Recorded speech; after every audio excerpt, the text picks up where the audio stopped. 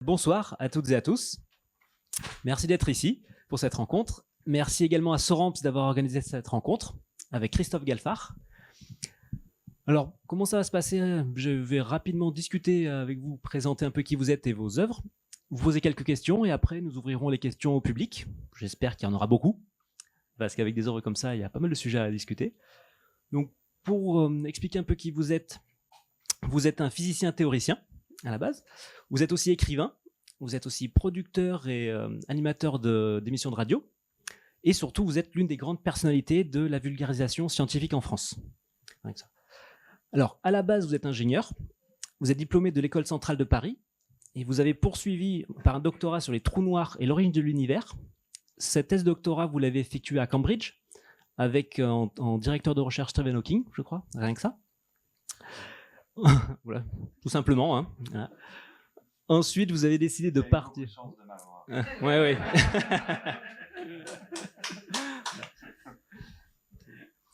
Ensuite, vous avez décidé de partir d'en faire de la médiation scientifique, donc de la vulgarisation. Vous êtes devenu conférencier. Vous intervenez dans de nombreux documentaires et émissions. Et donc, comme je l'ai dit tout à l'heure, vous êtes aussi producteur et présentateur d'émissions à France Inter, notamment. Est-ce qu'il y en a qui connaissent les émissions de France Inter avec Christophe Galfard? Okay. Est-ce qu'il y en a qui le connaissaient par les émissions plutôt que par les livres? Ok, pas beaucoup. Un petit peu. Aussi. Voilà. C'est bon, ça ramène quand même un petit peu. Alors, en plus de tout ça, justement, comme ça ne suffisait pas, vous avez écrit des super ouvrages de médiation, en fait, de vulgarisation, qui sont en même temps des livres d'aventure et des livres scientifiques. Vous en avez écrit un petit paquet, certains pour la jeunesse.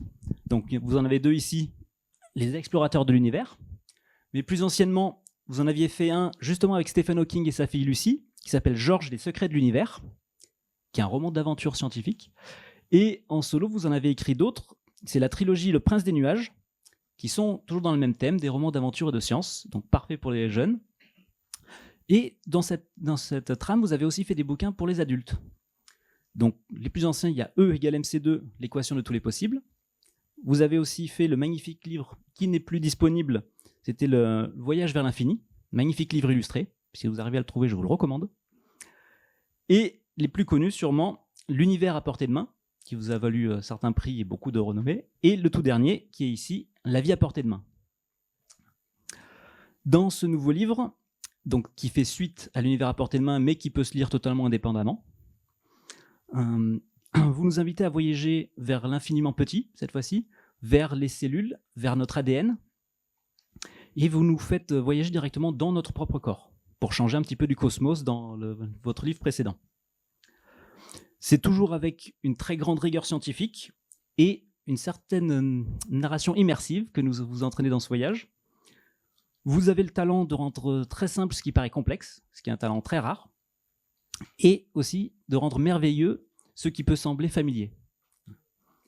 Donc vous nous faites comprendre que le monde peut être aussi captivant, voire plus, qu'un roman d'aventure. Et pour ça, je vous en remercie. Et j'espère que d'autres vous en remercient aussi. Merci beaucoup. Est-ce que déjà vous voulez compléter cette petite présentation? Est-ce qu'il y a des éléments que j'ai oubliés? Est-ce que vous voulez revenir sur certaines choses? Non. Efficace. Bon. Oui. Donc moi j'avais pas mal de questions à vous poser. Premièrement, déjà d'un point de vue purement personnel, il était comment Stephen Hawking? Est-ce qu'il était aimable à vivre? Oui. Ah. Il était assis. Alors, il n'y a pas beaucoup de gens qui ont le droit de faire ce genre de blagues. Ouais, c'était lui. Mais il y en a, parfois, on peut. Non, je doute d'avoir la chance dans ma vie de rencontrer quelqu'un aussi exceptionnel que cet homme-là, qui, à la fois par son combat, disons, vis-à-vis de la maladie, son combat pour l'exploration des lois du cosmos, son talent génial pour avoir une intuition de la physique qui est aujourd'hui, et puis sa générosité dans l'apprentissage et aussi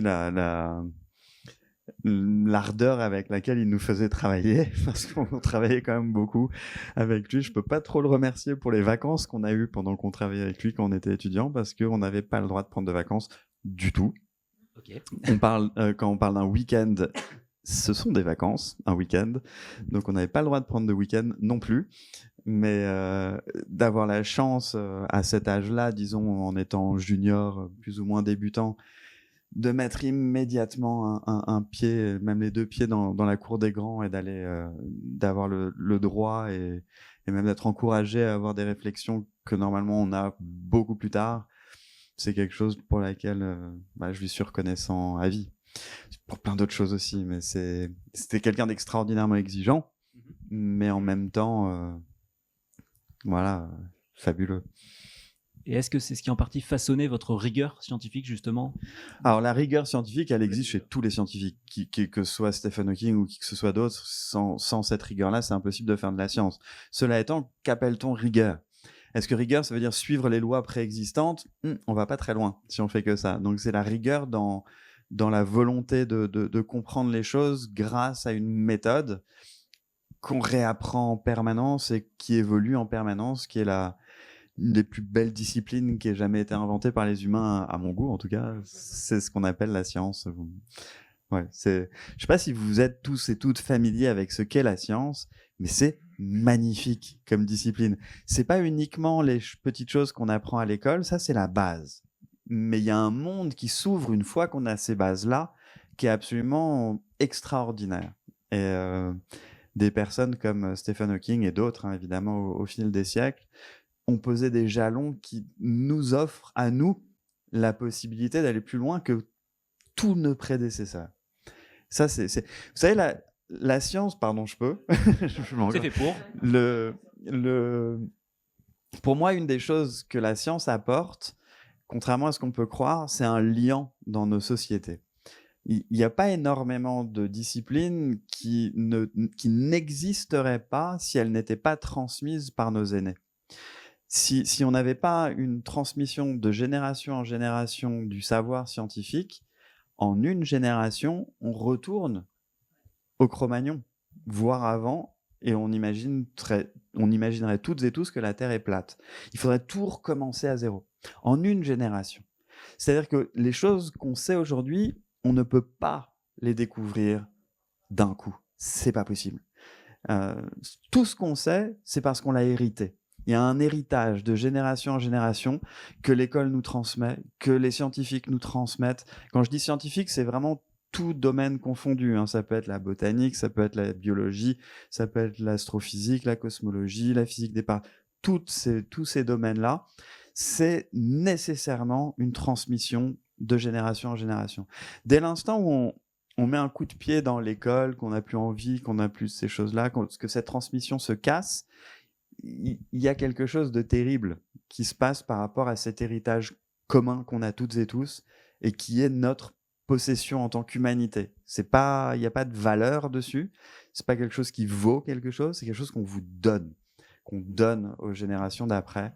Et c'est des personnes comme Hawking fournissent des jalons, fournissent des ouvertures, mais ensuite il y a toute une armée, j'allais dire, de personnes qui transmettent ça à la société tout entière, et ça, c'est important pour nos sociétés, il me semble. Si on pouvait remettre de la science partout, je pense que tout le monde irait beaucoup mieux. C'était le sens de ma question, ma deuxième question que je voulais poser, c'était pourquoi avoir choisi de faire de la vulgarisation plutôt que de continuer sur un parcours académique qui était déjà de très très haut niveau? Donc pourquoi vous avez choisi cette approche-là? C'est un sacrifice christique.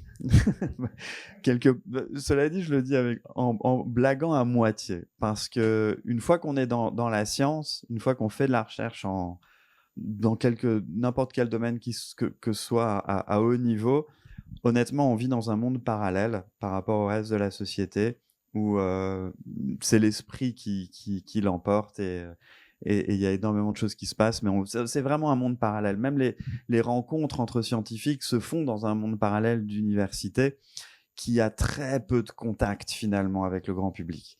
C'est tout à fait facile, c'est même l'immense majorité des chercheurs, notamment en physique théorique, n'ont jamais de contact avec le grand public et vous n'entendrez jamais parler d'eux et vous ne les verrez jamais.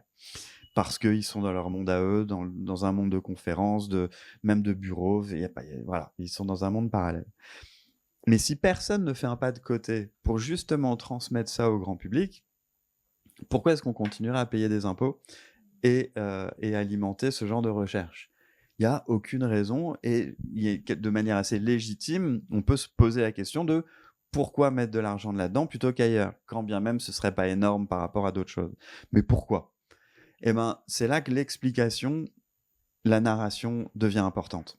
Et c'est là que tout le monde se rende compte qu'en fait, ces travaux-là n'appartiennent pas juste aux chercheurs qui sont là, mais il n'y a pas de copyright dessus, c'est offert au reste de l'humanité, au reste de la société, et qu'on comprend qu'ensuite, toute la technologie en découle, et que toutes les philosophies, même quelque part, peuvent en découler, devraient peut-être en découler, et bien on se rend compte de l'importance de ces questionnements.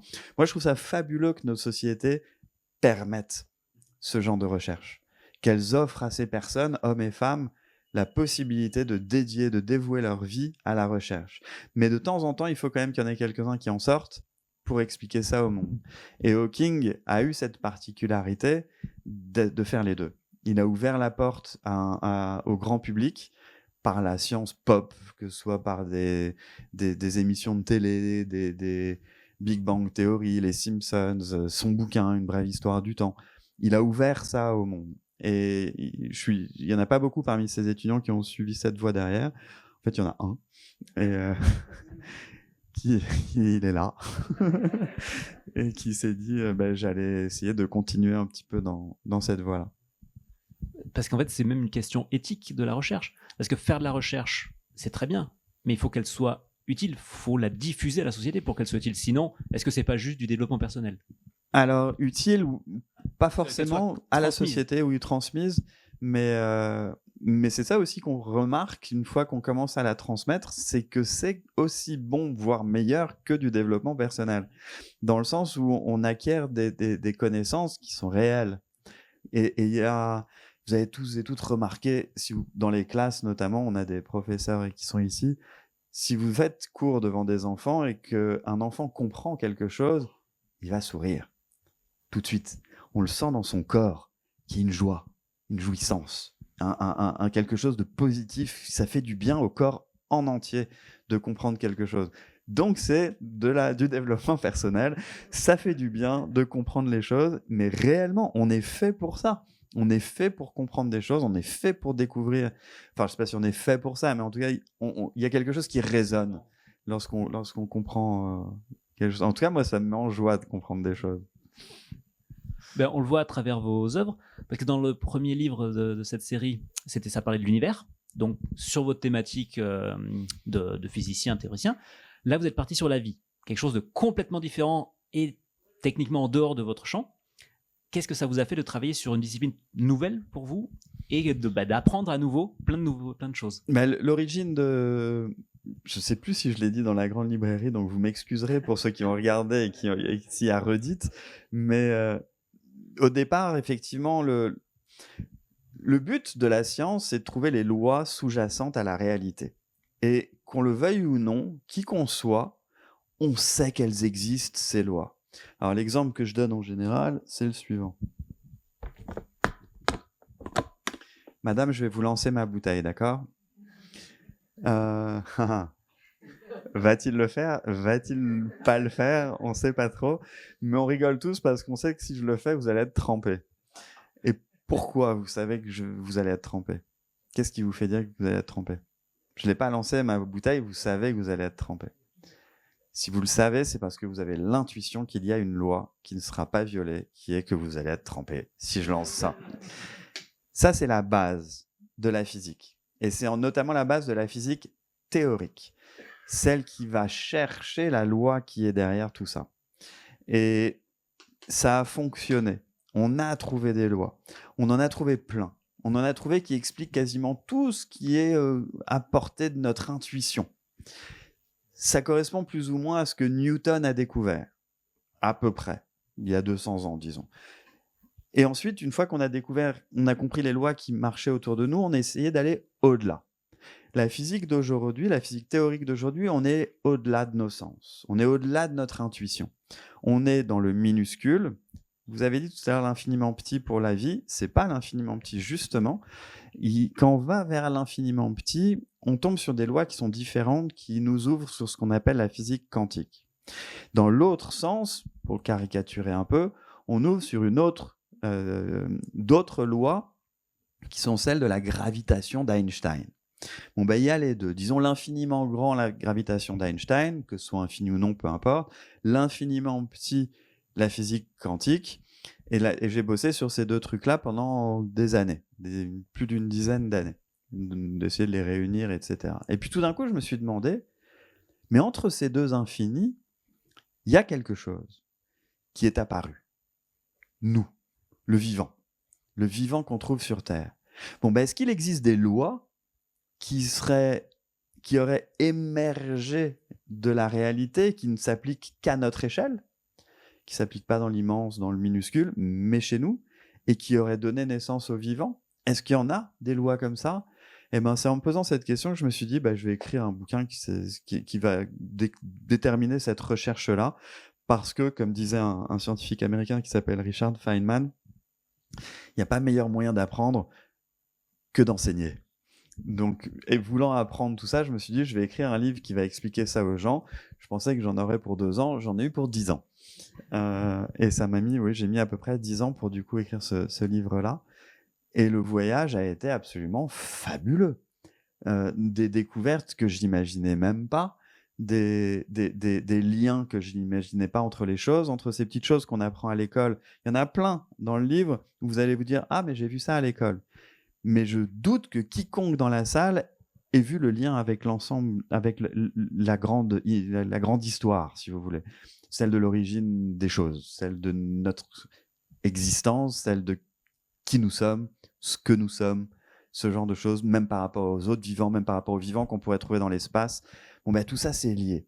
Et peut-être, vous êtes biologiste, à la base, Ludovic, et peut-être que vous confirmerez ou non, vous avez le droit, mais j'ai pas mal de biologistes qui sont venus me voir en me disant que malgré la simplicité du bouquin et l'extraordinaire spécialisation de leur travail, ils ont appris plein de choses en voyant des liens dont ils n'avaient pas forcément fait gaffe. Ouais. Complètement. Alors, en effet, moi, j'ai fait pas mal d'études sur ces thématiques-là et j'ai adoré apprendre plein de choses aussi. Parce que forcément, en science, on est très spécialisé et de voir d'autres liens, d'autres éléments sont très pertinents.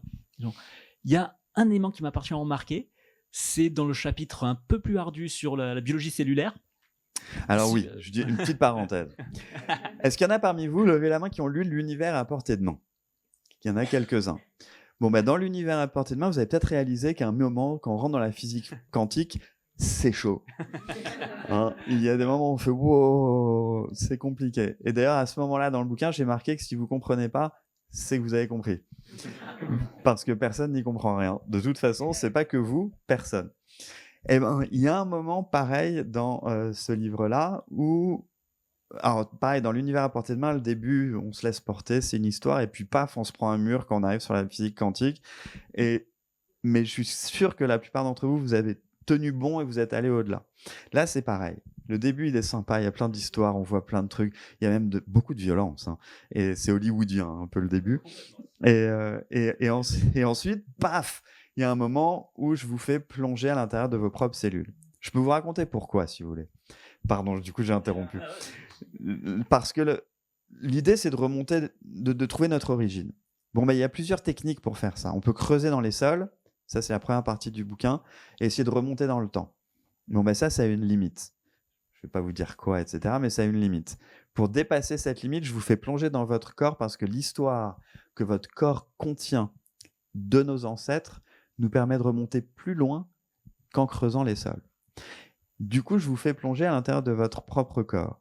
Et c'est là que ça devient difficile, étonnamment, alors que c'est en vous. C'est des choses qui sont... Ça va paraître difficile, mais c'est la réalité qu'on découvre aujourd'hui. Et en fait, la raison pour laquelle c'est difficile, c'est pas parce que c'est extraordinairement complexe, ça l'est peut-être, mais j'ai tout fait pour que ça ne le soit pas. La raison pour laquelle c'est difficile, c'est que les mots sont nouveaux. C'est qu'on doit donner des noms aux choses. Et pour moi, c'est un peu la même chose que guerre et paix. Je me compare pas à Tolstoï, c'est pas du tout ce que je voulais dire. Mais si vous avez lu récemment Guerre et paix ou à un moment ou un autre, moi, franchement, il y a tellement de prénoms et de noms que je suis perdu. Il y a trop de personnages. Bon, ben là, c'est un peu l'idée. C'est que c'est pas que c'est compliqué, c'est qu'il y a des personnages. Et au lieu de s'appeler Jean Polovitch, je sais pas quoi, c'est des mitochondries, c'est des choses comme ça. Donc c'est des mots qui paraissent techniques, mais c'est juste des noms. Et ces noms-là, ils sont moins compliqués que les personnages de Tolstoï, dans le sens que si vous croisez deux Alexei dans votre vie, il y a peu de chances que ce soit les mêmes. Là, si vous croisez deux mitochondries, eh ben, ce seront les mêmes. Toujours. Ça ne change pas. Donc, les noms veulent dire quelque chose d'extrêmement précis, mais il faut se les coltiner. Donc oui, il y a un moment qui est un peu plus compliqué, et j'en ai viré plein. Hein. Je les ai pas tous mis. J'ai fait un chemin pour qu'on ne tombe pas sur tous ces noms. Cela dit, si vous dépassez le stade de la cellule, ce que je vous souhaite dans le livre, après, c'est dingue ce qu'on a découvert depuis 50 ans à l'intérieur de ces cellules. C'est 100 fois plus fabuleux et poétique que ce qu'on pourrait imaginer. Alors que c'est des petites cellules qui sont dans nos corps. Qui viennent de l'espace d'ailleurs. Hein. Vous alliez le dire, je le sens. Alors, ce que je voulais dire justement, c'était par rapport au nom sur les cellules, c'est exactement l'élément qui m'a fait tiquer, c'est que en parlant d'étymologie sur ces noms-là, ça m'a fait comprendre beaucoup plus de choses que pendant mes cours de licence. En fait, justement, ces mots, ces noms qui sont incompréhensibles, en voyant l'étymologie, on comprend leur rôle beaucoup plus facilement. Et donc, si on m'avait expliqué ça à la fac, ça serait bien mieux passé, je pense. Oui, il fallait ni sécher les cours de latin, comme dit monsieur. Premièrement, et peut-être que vous n'avez pas du tout écouté à la fac et qu'on vous l'a dit. C'est peut-être ça. C'est vrai qu'il y avait peut-être cette option aussi. Mais dans ce qu'on vient de dire, le livre, il paraît un peu complexe, alors qu'en fait, pas du tout. Justement, vous avez un style d'écriture qui est assez particulier, parce que comme vous l'avez dit, les premiers chapitres, c'est un ton très romanesque. Vraiment, c'est un roman d'aventure avec beaucoup d'anecdotes qui sont très agréables à lire. Même quand on arrive dans la partie hardcore sur la cellule, ça reste un passage, parce que c'est une aventure narrative. C'est assez particulier, et on voit beaucoup d'influence là-dedans. Et justement, en lisant, moi j'ai vu qu'il y a évidemment Hubert Reeves pour le côté français, sur l'explication de comment il façonnait la vie. Mais il y a d'autres choses. J'ai vu aussi du Douglas Adams, de l'auteur de HG2 que vous citez d'ailleurs. J'ai repéré un peu presque du Jonas Jonasson, celui qui a écrit Le vieux qui voulait pas fêter son anniversaire, parce qu'il y a un ton humoristique certain, même très cynique. Alors ma question c'était, est-ce que pour vous c'est important d'avoir cette forme pour transmettre plus facilement les données scientifiques, pour transmettre ce que vous voulez dire? Alors de tous les livres que vous avez cités, je n'ai lu que le Douglas Adams. Que j'adore. Je ne sais pas si vous l'avez lu, mais c'est quand même génial. Je vous donne un exemple de la façon dont il écrit Douglas Adams, et j'ai un peu copié là-dessus, sur plusieurs choses. Il y en a un où il parle pour décrire la façon dont une brique flotte dans l'air, comme un vaisseau flotte dans l'air, il dit que c'est exactement de la même manière qu'une brique ne flotte pas. C'est toujours comme ça, décalé, tout ça, j'adore. Et il y a un de ces personnages dans Douglas Adams qui est un robot, Alvin, Melvin en anglais, qui est complètement dépressif parce qu'il connaît beaucoup trop de choses et tout le monde le fait chier parce qu'avec leur ignorance, donc lui c'est tout, il s'ennuie, il est complètement déprimé. Bon j'ai un petit robot jaune dans le bouquin qui ressemble un peu, qui lui ressemble un peu. Même famille. Donc le côté il y a quelque chose que j'aime bien dans ma façon de voir la vulgarisation, disons, moi j'aime bien l'idée de pop science, comme on a la pop culture, comme on a la pop musique. La pop science, j'aime bien, dès l'instant où elle est de qualité, disons. Et ça, c'est ce que j'essaie de faire. Et du coup, je vois pas pourquoi on se priverait des outils narratifs qui existent, de l'entertainment qui existe déjà et qui a été travaillé pendant des siècles par des génies. Je prends, ça me dit bien, j'ai bien envie moi aussi, et en écrivant, même si il y a beaucoup de gens qui disent « j'espère que vous aurez autant de plaisir à me lire que j'ai eu à l'écrire ». Bon ça, en général, le livre est pas bon.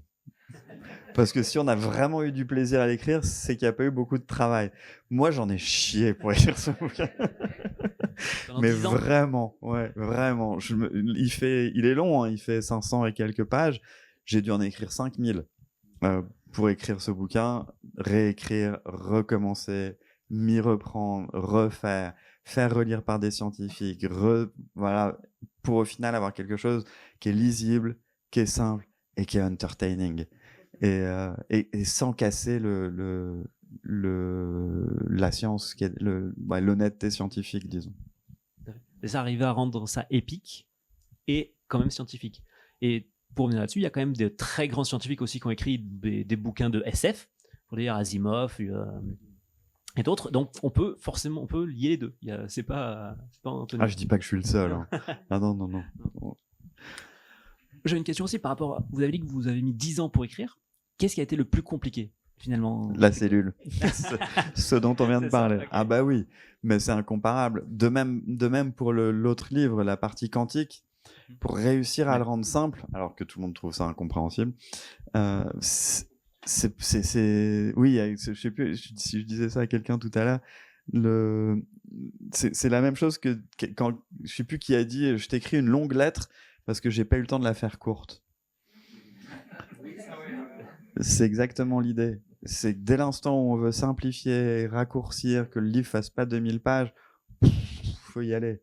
Faut travailler, faut que la logique soit maintenue, faut qu'il y ait un fil qui soit tendu et qu'on suive tout du long. Et ça, c'est du boulot. Justement, par rapport à ce fil, c'était une question que j'avais aussi. À quel moment c'est arrivé ce fil narratif, en fait, ce découpage en grande partie, parce qu'en fait, si vous l'avez lu, vous savez qu'il y a un voyage dans tout le livre. Si vous l'avez pas lu, allez le lire. Est-ce que c'était une idée que vous avez eue dès le début, ou c'est arrivé au fur et à mesure des recherches et de la construction du récit? Eh ben, c'est marrant, c'est exactement comme dans l'univers à portée de main. J'ai eu l'idée dès le début, et après je me suis dit non, ça marchera jamais. Et j'en ai changé 5-6 fois et je suis revenu à cette idée au final.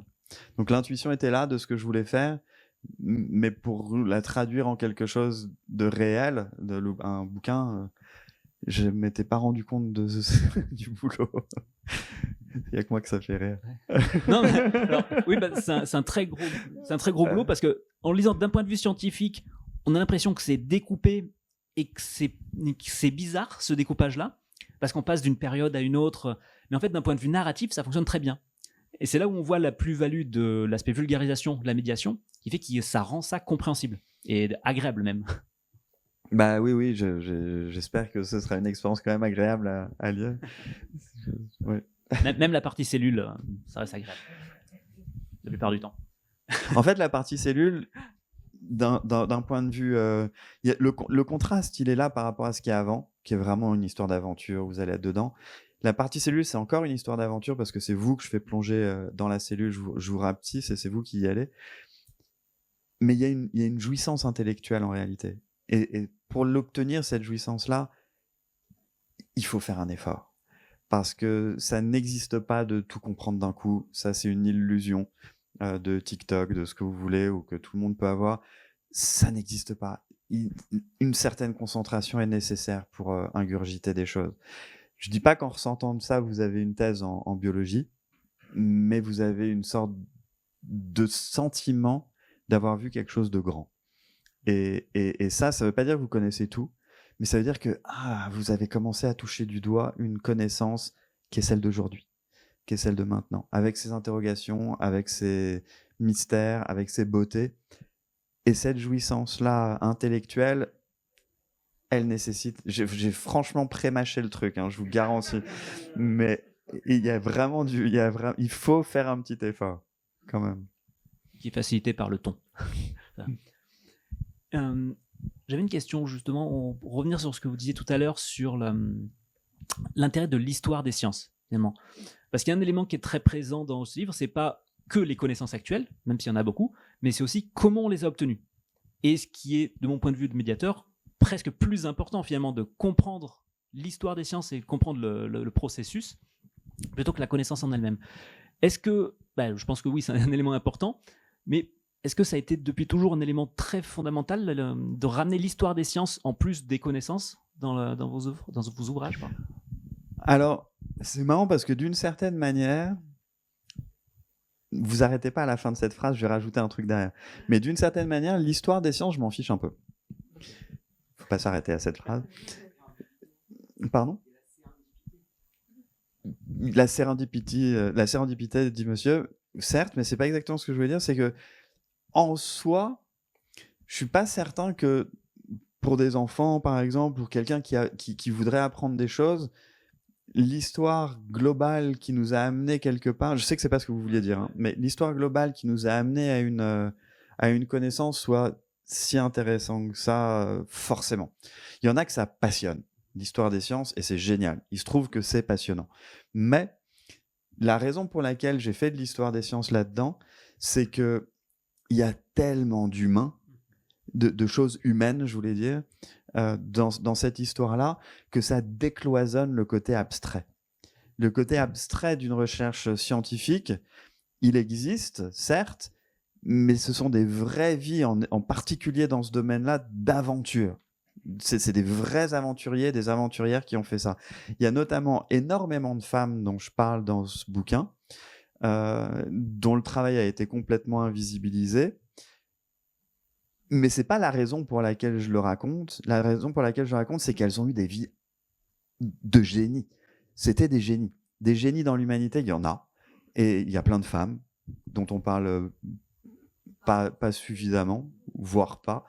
Mais par rapport à cette invisibilisation-là, quand on lit un peu d'histoire des sciences, on réalise qu'en réalité, il y a quasi autant d'hommes et de femmes qui ont été invisibilisés, sauf que les femmes ont été invisibilisées par des hommes. Mais il y a énormément d'hommes qui ont... En fait, on dit en science qu'il y a 3 étapes pour qu'une découverte soit reconnue. La première, c'est quand tout le monde dit que c'est n'importe quoi. La deuxième, c'est quand tout le monde dit « je le savais ». Et la troisième, c'est quand elle est attribuée à la mauvaise personne. Et là, en général, c'est acquis. Voilà, c'est fait, la découverte a eu lieu. Et dans 99% des découvertes féminines, les découvertes ont été appropriées par des hommes. C'est pire que ça encore.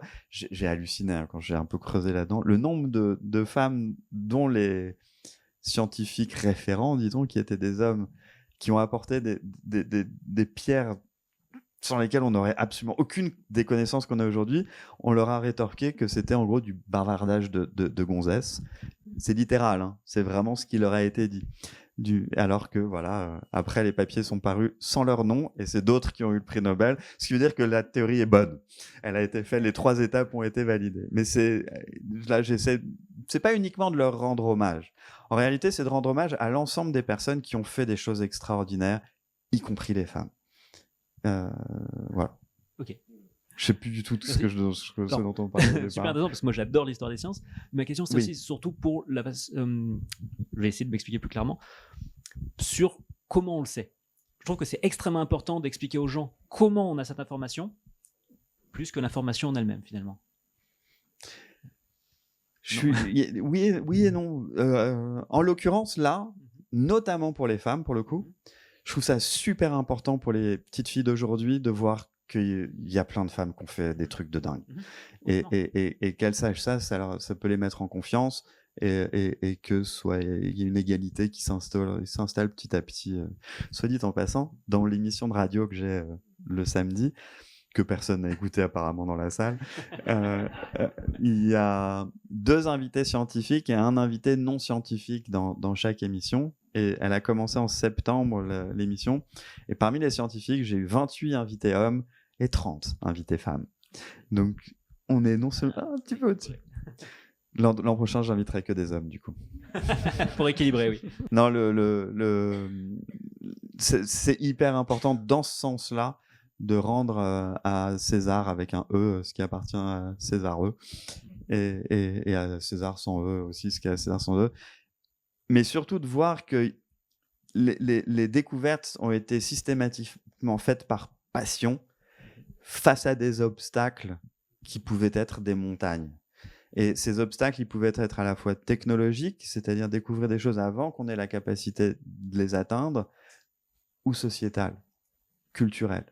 Par exemple, de refuser d'entendre la voix d'une femme, c'est complètement débile, mais ça a eu lieu tellement de fois que c'est complètement fou. Mais pour des garçons aussi, c'est arrivé. Bref, les obstacles font partie du parcours. Et c'est là qu'on... Je sais pas trop quelle conclusion tirer de ça, si ce n'est que les choses ne sont jamais simples Et il faut un courage phénoménal, même en sciences, pour arriver au bout d'une recherche. Complètement. Ça fait des belles histoires, mais c'est pas pour ça qu'il faut systématiser le processus. S'il y avait moins d'obstacles, on pourrait peut-être faire des choses plus sympas. Avant d'ouvrir la question, j'ai une petite dernière question un peu plus sociétale. Aujourd'hui, on voit qu'il y a il y a des attaques de toutes parts sur les sciences, sur la connaissance en elle-même, de partout, que ce soit de pays étrangers ou même à l'intérieur de nos pays. En tant que scientifique et vulgarisateur, comment vous voyez ça? Est-ce que vous avez peur pour le discours scientifique à l'avenir ou pas? Alors, c'est compliqué d'avoir peur réellement pour le discours scientifique parce que tous les autres discours sont faux. Donc, à long terme, sur la diffusion. Oui, non, mais en vrai, même sur le sens même des choses, à long terme, l'autre discours ne peut pas gagner. Ça peut nous faire perdre du temps, ça peut ruiner des carrières, ça peut ruiner des générations, ça peut nous faire perdre énormément de temps, mais à long terme, ça peut pas gagner parce que c'est juste faux. Donc, il y a de ça. Après, vous disiez en blague que certaines choses pourraient faire que des émissions de science soient plus diffusées, etc. L'émission, par exemple, du samedi matin, on pourrait croire que c'est une émission scientifique, etc. C'est une petite niche d'écoute. Il y a plus d'1,5 million d'auditeurs chaque samedi matin. Et l'émission a 2 mois et demi. C'est fou. C'est-à-dire qu'il y a un public pour ce genre de choses. Dans les médias, on entend systématiquement parler des choses négatives. Parce que ça énerve, ça fait parler, etc. Mais il y a tellement de choses positives à raconter et on en a besoin. On en a tous et toutes besoin d'avoir non-stop, à longueur de journée, des débats qui ne sont pas des débats où il y a quelqu'un qui dit quelque chose, l'autre qui dit l'inverse, ils se haïssent et ils ont envie de se taper dessus et tout le monde n'est pas content et tout le monde commente en disant « Ah, quel connard, ah, quel connard, ah, viens ça ». Et franchement, ça mène nulle part, ça sert à rien et ça ne crée que de la souffrance, en réalité, psychologique, physique, dans la société, dans tout. Lorsqu'on arrive, comme dans cette émission, je le vois directement, où même quand les gens sont pas d'accord, ils peuvent donner des arguments qui sont en faveur de l'autre. Parce qu'on est ensemble pour essayer de trouver les choses. Et c'est par sympathie et par joie d'avancer ensemble. Et ça fait un bien fou. Malgré tous les obstacles dont je parle tout à l'heure, le but commun, le héros de l'histoire, c'est pas nous les humains, c'est les découvertes. C'est cette science qu'on peut ensuite tous et toutes partager et à partir de laquelle on peut bâtir un vrai futur, quoi. Pour ce faire, cela dit, il faut que ce savoir soit partagé. Parce que s'il ne l'est pas, une fois de plus, c'est une élite qui aura une connaissance et tout le monde n'aura qu'à fermer sa bouche et n'aura que ses yeux pour pleurer car les décisions sont faites par d'autres. C'est un peu ce qui se passe dans certains domaines aujourd'hui, où que ce soit fait exprès ou non, il y a une cassure qui est faite entre une technologie qui est détenue par certains qui gèrent les lois de cette technologie et tous les autres qui sont les utilisateurs. Bon, dès l'instant où on comprend ce qui se passe, on est plus acteur de sa propre existence. Voilà. Ça milite pour lire encore plus de médiation. Merci. Est-ce que vous avez des questions ?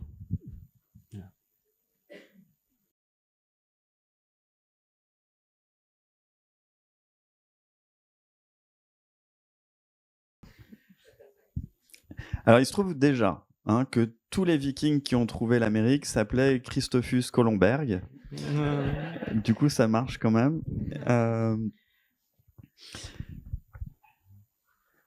C'est compliqué de répondre à votre question parce que je pense qu'il y a une petite confusion que j'ai ressentie dans ma compréhension de ce que vous dites.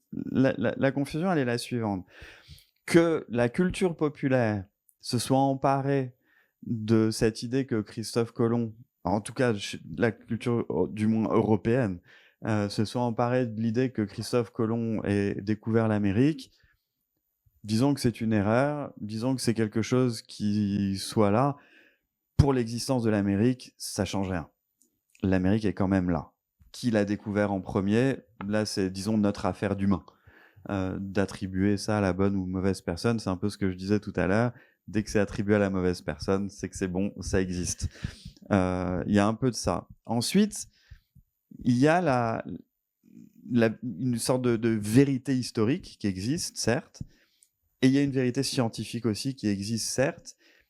L'erreur, elle n'est pas dans la découverte de l'Amérique, dans l'existence de l'Amérique. En science, on pourrait dire un petit peu la même chose, dans le sens où déjà, c'est pas tout à fait exact de dire que la physique quantique contredit Einstein. C'est pas comme ça qu'on voit les choses. C'est que le domaine d'application de la physique quantique n'est pas le même que le domaine d'application d'Einstein. Du coup, dit a priori comme ça, ils se croisent même pas, ils se parlent même pas. Donc il n'y a pas de contradiction entre l'un et l'autre. Il se trouve qu'il y en a, mais pas là. C'est pas une sorte de contradiction, c'est qu'on sait que du coup, il nous manque quelque chose de plus grand qui envelopperait les deux et qu'on n'a pas encore trouvé. Mais l'une marche très bien, l'autre marche très bien et ça cohabite tout à fait. Maintenant, par rapport à la connaissance scientifique, il va toujours y avoir des scientifiques qui ne vont pas être d'accord avec ce qu'on sait. Et notamment aux franges du savoir, ou comment aller au-delà. Dans ces domaines-là, l'imaginaire est libre de penser ce qu'il veut.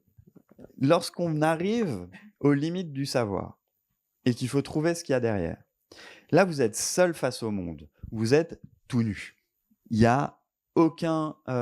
lorsqu'on est vraiment à la limite, on n'a ni le langage pour aller derrière. Je parle en physique théorique notamment, hein, où on cherche des lois de la nature. On sait... Pardon, je recommence. Prenons Einstein, c'est un très bon exemple. Sa loi de la gravitation, sa vision de la gravitation, contient en elle-même sa propre fin. Dans la théorie, il est écrit, on peut voir que cette vision de la gravitation n'est pas valable pour tous les temps et tous les endroits. Qu'il y a forcément un endroit où elle s'arrête. Qu'y a-t-il au-delà ? C'est là que se situe le mystère aujourd'hui. Disons, vous commencez votre recherche en physique théorique, vous arrivez, vous faites le parcours, vous apprenez Einstein, vous regardez comment ça fonctionne, et puis un jour, vous vous dites, au lieu de regarder les conséquences d'Einstein à l'intérieur de notre univers, je vais aller à la limite. Quand je disais tout à l'heure que grâce à des gens comme Hawking, des étudiants peuvent aller directement aux limites du savoir, c'est ça auquel on a droit avec ce genre de directeur de thèse. Il nous amène immédiatement à la limite. Et là, vous faites quoi ? Vous n'avez plus le droit d'utiliser Einstein parce que vous êtes à la limite. Donc, il faut trouver quelque chose qui va au-delà. Et pour ça, il va vous falloir trouver un langage, des conséquences de ce langage, les langages mathématiques, hein, qui n'est pas le même que celui d'avant, parce que si c'était le même, on pourrait utiliser Einstein. Mais c'est plus le même. On sait que c'est plus le même, il faut en trouver un autre. Comment vous allez le chercher même, ce langage, ou comment vous allez le créer ? Vous n'allez pas avoir le choix que d'avoir foi en votre propre intuition. Et ça, c'est quelque chose qui va être extrêmement puissant pour vous. Et tous les chercheurs en physique théorique qui sont aux limites du savoir ont leur intuition de ce qu'il y a derrière. Ensuite, il y a des modes où les gens peuvent se rattacher à une mode, suivant la personne qui va vous amener quelque part, vous allez aller dans une telle direction ou dans une autre. Et en général, les personnes qui inventent ces modes-là s'y tiennent, coûte que coûte. Et c'est pas forcément quelque chose de négatif, parce que sans cet engouement personnel-là, jamais vous n'iriez travailler là-dedans. Et il en faut peut-être 500 avant que la bonne soit trouvée. Donc il faut passer par là, il faut écrémer, il faut regarder, il faut faire les choses. Et en général, les idées les plus à la mode, quand bien même elles seraient fausses, ne s'en vont que lorsque perce un nouveau génie qui a vu quelque chose que d'autres n'avaient pas vu, ou lorsque tous ceux qui défendaient cette vision-là sont morts. Et qu'une nouvelle génération arrive. Mais c'est comme ça que les choses évoluent. C'est là aussi qu'il y a une sorte de génération après génération où il y a certaines... C'est un peu comme... vous voyez le blob ? le truc, vous voyez qu'il va aller chercher un peu partout et puis finalement aller dans la bonne direction. Mais on voit qu'il s'étale un peu d'abord pour regarder. C'est un peu, je dirais que c'est la même image en physique théorique si on prend l'ensemble des pensées humaines à ce moment-là. Il y a plein de tentatives qui sont faites partout jusqu'à ce que la bonne soit trouvée.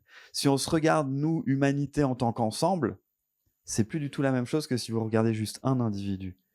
Un individu, il peut se tromper, il peut aller dans la mauvaise direction, mais si vous regardez l'ensemble des recherches qui sont faites, on espère qu'au bout d'un moment, il y en a une qui sera trouvée et qui se propagera ensuite dans les autres esprits, et à partir de là, on ira plus loin jusqu'à ce que de nouveaux mystères apparaissent, etc., etc.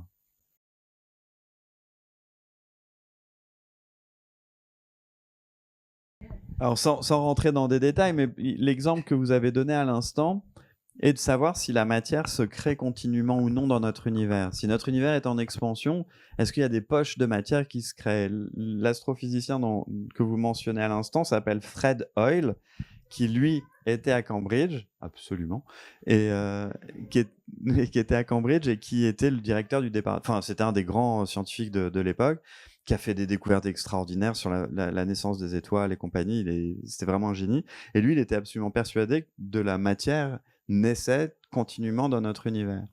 Et à l'opposé de ça, il y avait d'autres personnes qui disaient non, la matière était là dès le départ.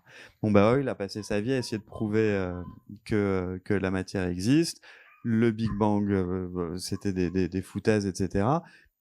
Mais peu importe, dans le sens où c'est normal que face à des nouvelles idées, il y ait des attaques. Qu'elles soient courtoises, c'est bien, mais parfois elles ne le sont pas du tout.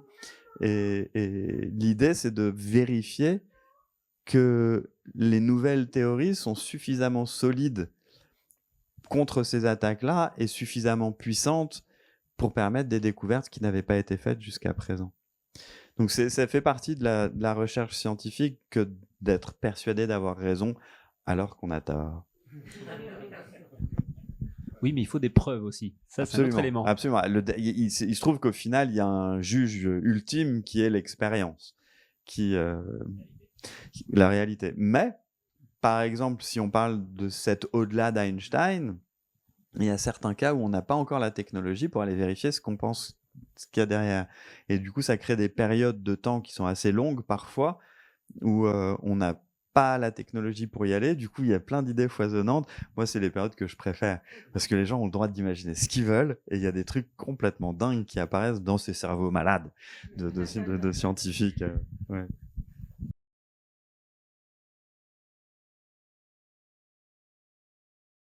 Alors, la panspermie, ce que ça signifie, c'est en gros l'idée que le vivant peut, d'une manière ou d'une autre, passer d'une planète à une autre.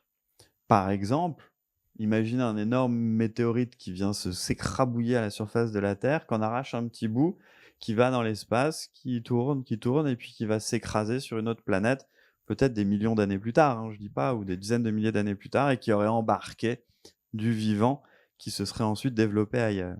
Est-ce que ça, c'est possible? On n'en sait rien. Est-ce que des roches peuvent aller d'une planète à une autre? Oui. On a trouvé sur Terre des roches provenant de Mars, par exemple. On sait que ça vient de Mars. On en a trouvé en Antarctique, notamment, qui datent d'il y a extrêmement longtemps. Et on a même trouvé des roches qui datent d'avant la naissance du système solaire, qui sont tombées sur Terre, il n'y a pas si longtemps que ça. Donc on trouve de ces trucs-là un petit peu partout. L'idée de panspermie réelle, si jamais on trouve de la vie sur Mars, par exemple, on pourra vérifier si elle ressemble ou a ressemblé à la vie sur Terre.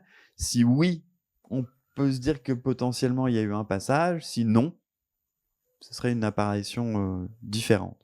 Donc c'est ça qu'on appelle la panspermie.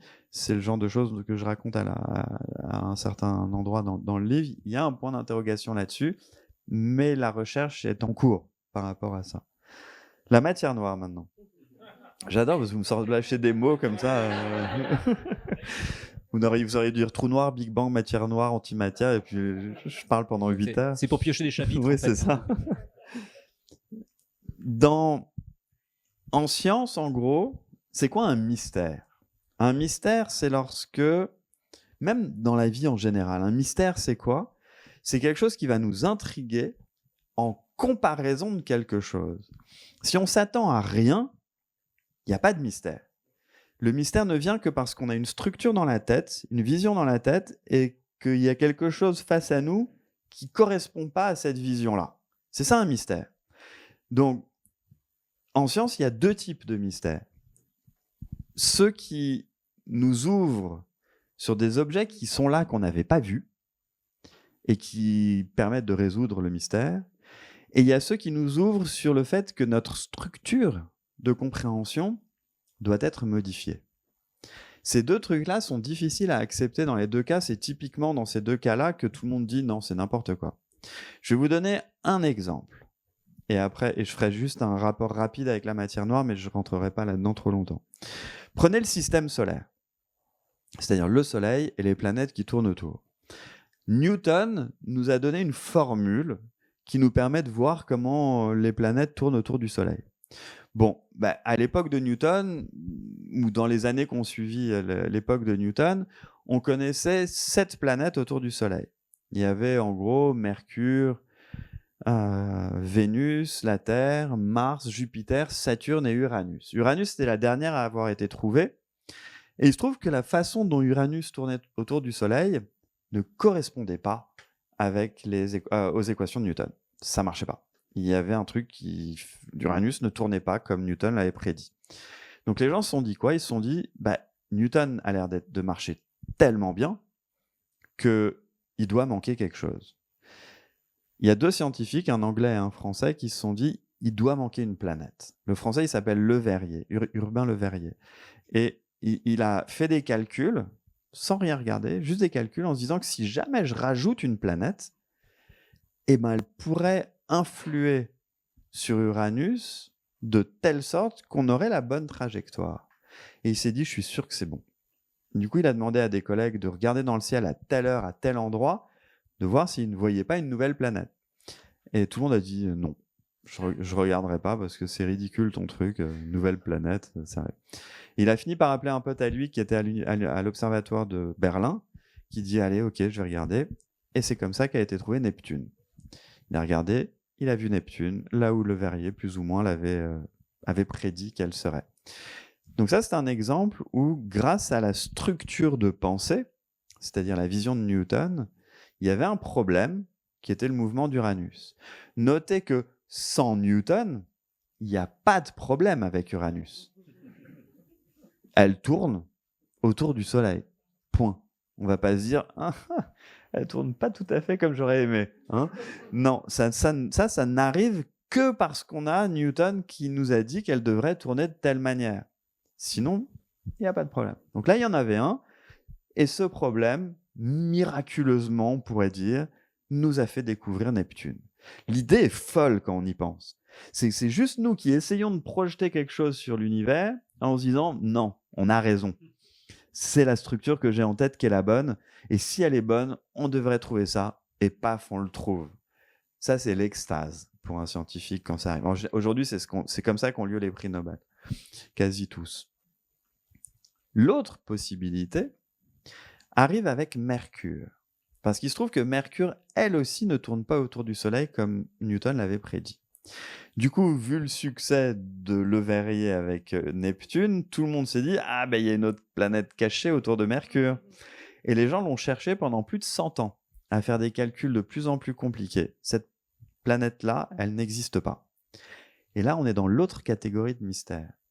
Pour comprendre la bonne trajectoire de Mercure, c'est plus quelque chose à rajouter, il faut changer notre vision de la gravitation. Il faut aller au-delà de Newton. Il faut changer notre structure de pensée. C'est ce qu'a fait Einstein, et il a changé cette structure de pensée. C'est comme ça qu'on a découvert ce qu'on appelle la relativité générale. Mais je n'ai pas envie de plonger là-dedans là maintenant. Cela étant, c'est la même chose avec la matière noire. Il se passe la même chose, mais on n'est pas encore certain d'être dans le cas d'Uranus, avec Neptune à trouver, ou dans le cas de Mercure, avec la vision d'Einstein à changer. La plupart des scientifiques, parce qu'on a des objets qui tournent tels qu'ils ne devraient pas tourner. Par exemple, les galaxies, et pas quelques-uns, tous, dans l'univers. Il manque 5 fois plus de matière que celle qu'on connaît. C'est beaucoup. hein, 5 fois plus. C'est-à-dire que pour chaque soleil, il devrait y en avoir 5 de plus. C'est légèrement embarrassant, je vous l'accorde, mais génial. L'ensemble de l'immense majorité de la communauté scientifique est persuadée que c'est comme Neptune. C'est qu'il manque quelque chose. Et ce quelque chose, c'est ce qu'on a appelé la matière noire. Une matière qui n'interagit pas avec la lumière. Si elle interagissait avec la lumière, on la verrait. Vous interagissez avec la lumière, on vous voit. Vous tous aussi, hein, je vous vois aussi tous, autant que vous êtes. La matière connue, toute la matière qu'on connaît, interagit avec la lumière. Ce serait une autre forme de matière inconnue, qu'on ne connaît pas, et que les scientifiques essaient de trouver aujourd'hui. Donc, moi, personnellement, je suis persuadé que ça rentre dans le cas de Uranus, qu'elle existe, cette matière noire, et c'est pas une pure spéculation de persuader parce que j'ai envie d'être persuadé. C'est que il y a plus d'une dizaine de méthodes différentes qui montrent qu'il manque quelque chose, 10 manières complètement indépendantes les unes des autres, qui systématiquement disent qu'il manque la même quantité de matière. Et ça, c'est un indice. S'il y en avait un qui disait il manque 1, l'autre manque 8, là, on se dirait c'est notre théorie qui déconne. Et il faut changer. Mais là, tout dit qu'il y a la même quantité qui manque et tout nous donne la même forme de dispersion de cette quantité de matière inconnue. Voilà.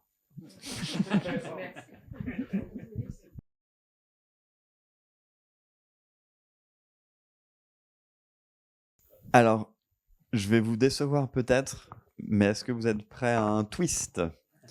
Si jamais le temps va plus vite quelque part, ça veut dire qu'il va plus vite par rapport à ailleurs où il va moins vite. Ben oui. Et paf. L'idée est la suivante. Dans notre univers, le temps tel qu'on le comprend aujourd'hui... Ok, petit exercice de 2 secondes, d'accord? Imaginez l'univers en entier dans votre tête. Vous me dites quand ça y est. Maintenant, vous videz tout. Il n'y a plus rien dedans, ok? Normalement, si vous êtes relativement normalement constitué, vous devriez voir ça comme une boîte dans votre tête. Alors peut-être que la boîte a des limites qui sont à l'infini, qui sont hyper loin, mais vous le voyez comme une boîte. Et maintenant, si je vous demande de faire s'écouler le temps dans cette boîte, je suis persuadé que le temps, je vous laisse y réfléchir 2 secondes. Je suis persuadé que ce temps, vous mettez une horloge qui est à l'extérieur de la boîte. Ça veut dire quoi ça? Ça veut dire que si je mets une horloge ici dedans, là-dedans, ce seront toutes les mêmes, qui seront identiques à celle qui est à l'extérieur. Donc vu qu'elles sont toutes pareilles, c'est la même chose que de dire qu'il y en a une à l'extérieur et qu'on compare tout à cette horloge qui est extérieure. Intuitivement, c'est comme ça qu'on sent tous le temps. C'est comme ça que Newton nous l'a décrit. Einstein, il a fait quelque chose de différent. Il a fait rentrer cette horloge à l'intérieur de notre univers et il en a mis une à chaque point. Il y a un tic-tac à chaque point de notre univers. Ensuite, il s'est dit que si je mets des objets dans... Là, il était vide, hein, l'univers qu'on avait dans la tête. Maintenant, si je remets un objet dedans, comme une étoile, par exemple, cette étoile, elle va avoir une influence sur le tic-tac des horloges qui sont à côté d'elle. Donc, elle va changer la façon dont le tic-tac a lieu. On peut toujours les comparer avec les autres tic-tac, mais il va s'écouler moins vite quand on va se rapprocher de l'étoile qu'à l'extérieur. C'est l'inverse de ce que vous disiez tout à l'heure. Plus on se rapproche de l'étoile, moins le temps va s'écouler vite. Par rapport à un tic-tac qui serait à peu près pareil, extrêmement loin de l'étoile. Donc ça, c'est la première chose. Et le trou noir, c'est un cas extrême où lorsque vous vous en approchez trop près, ça diminue en temps et ça s'arrête au bout d'un moment lorsqu'on arrive à la frontière. Je vais revenir là-dessus dans une seconde. Maintenant, dans la vision d'Einstein, toujours, où on a mis une petite horloge partout, vous pouvez imaginer quelqu'un, vous par exemple, qui vous baladez dans l'espace. Et vous avez votre horloge à votre poignet. Vous prenez l'horloge autour de vous. Cette horloge-là, elle va, elle aussi, dépendre de votre vitesse. Non pas en soi, parce qu'en soi, ça veut rien dire, mais par rapport aux horloges qui sont tout autour de vous et qui, elles, ne bougent pas par rapport à vous. Quand je dis que votre... C'est chaud. Quand je dis que votre horloge à vous... Ce qui est rigolo là-dedans, c'est que votre horloge à vous, si vous la regardez, vous ne verrez jamais de différence. Le tic-tac sera toujours le même. Tic-tac, tic-tac. Vous pouvez compter comme ça, vous faites votre tic-tac tranquille, toute votre vie. Vous allez approcher d'une étoile, votre tic-tac va être toujours le même. Vous pouvez le regarder. Tic-tac, tic-tac, c'est très sympa. Vous pouvez approcher d'un trou noir, vous pouvez tomber dans un trou noir, votre tic-tac, toujours le même. Une seconde sera toujours une seconde pour vous. Ça ne va pas changer. Ce qui va changer, c'est si vous regardez l'horloge de quelqu'un d'autre. L'horloge de quelqu'un d'autre, plus vous allez aller vite, plus l'horloge des autres va se ralentir. Vous allez les voir, eux, ralentir. Et eux qui vous regardent, ils vont vous voir accélérer. Ou l'inverse. Enfin, ce genre de choses. Et pareil, quand vous tombez vers un trou noir, vous allez voir votre tic-tac qui est tranquille. Si vous regardez des gens à l'extérieur, vous allez voir leur futur. Leur temps va s'accélérer. À l'inverse, ceux qui sont à l'extérieur vont vous regarder vous. Et ils vont vous voir votre temps s'arrêter au moment où vous tombez dans un trou noir. Ça, c'est comme ça qu'on comprend les choses aujourd'hui. Et il se trouve qu'on l'a vérifié, ça, expérimentalement. C'est comme ça que s'écoule le temps dans notre univers. On sait que c'est vrai. Le terme qui dit ça, c'est le mot relativité. En soi, un tic-tac ne veut rien dire. C'est en comparaison avec un autre tic-tac que vous allez pouvoir dire si vous accélérez ou ralentissez ou si vous êtes à côté d'une étoile qui est extrêmement dense ou un trou noir ou loin de tout. C'est la comparaison de votre tic-tac au tic-tac d'ailleurs qui va faire quelque chose. Je vous laisse vous endormir avec ça. Cela dit, si c'était un peu rapide, ça, il y a et que peut-être vous l'avez lu, je sais pas, dans l'univers à portée de main, c'est ça que je raconte, notamment. Donc ça, vous pourrez jeter un coup d'œil.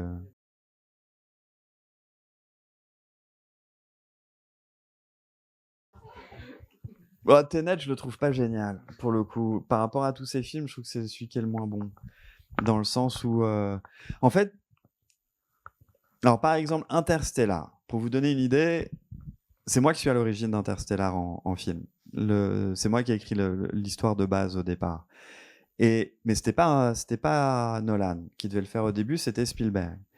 Et après, il est parti, et Nolan est arrivé, et moi, j'ai disparu de l'équation. Mais un de ses talents à Nolan, je trouve, c'est d'embrouiller les choses, de faire qu'il y ait une sorte d'émotion qui l'emporte sur la compréhension des choses. Et ça marche très bien, même dans Batman, dans d'autres trucs. Si on regarde l'histoire comme elle est, en réalité, elle n'est pas géniale. Mais la façon dont il arrive à réaliser ça et à transformer... Je deviens critique de cinéma, là, ça n'a rien à voir avec le sujet d'aujourd'hui, mais... Voilà, ça embrouille. Mais il y a une raison pour laquelle je deviens critique de cinéma, que je vais dire à la fin. Et dans Tenet, je trouve qu'il a tellement rien compris à la science qui était derrière qu'il a pas tant embrouillé que ça, et ça marche moins bien par rapport aux autres.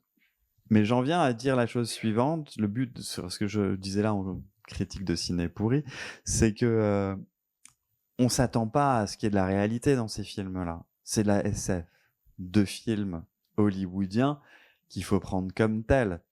De se demander si c'est vrai ou pas, quelque part on s'en fiche. C'est pas la base de la connaissance scientifique d'aujourd'hui, les films de Nolan. Il y a certains films où, par exemple, moi j'ai eu des embrouilles avec des amis sur les films de David Lynch, notamment par exemple Mulholland Drive. Personnellement, je trouve que l'histoire elle est très facile à comprendre.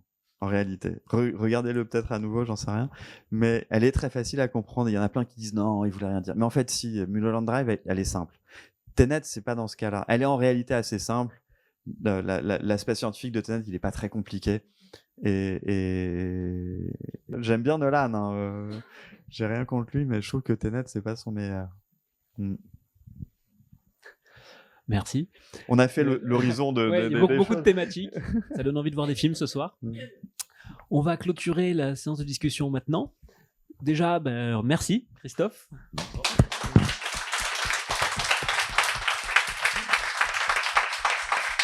Et merci à Ludovic d'avoir mené tout ça. Donc, voilà. Je veux aussi remercier Soramps, encore une fois, pour l'organisation de la rencontre. Merci. Voilà, bravo Soramps.